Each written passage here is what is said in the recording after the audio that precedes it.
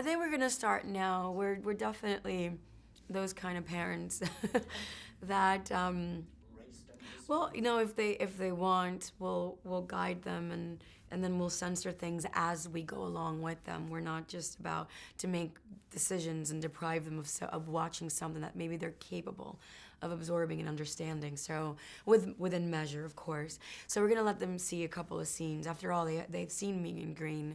It only makes sense for them to see why I was in green and what it was for.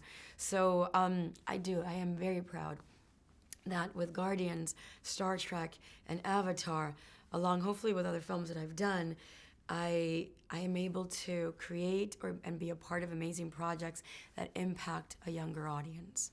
I will never forget what it was like when I was younger and I was inspired by either a movie or a book or a song or a mentor that would either say something or be a part of something that was meaningful to me, and that at times of adversities I would lean on that to sort of get through whatever I was going through. So being a part of projects that appeal to a younger audience, inspire them, empower them, entertain them, is I feel like it's the one thing I'm most proud of in my career so far.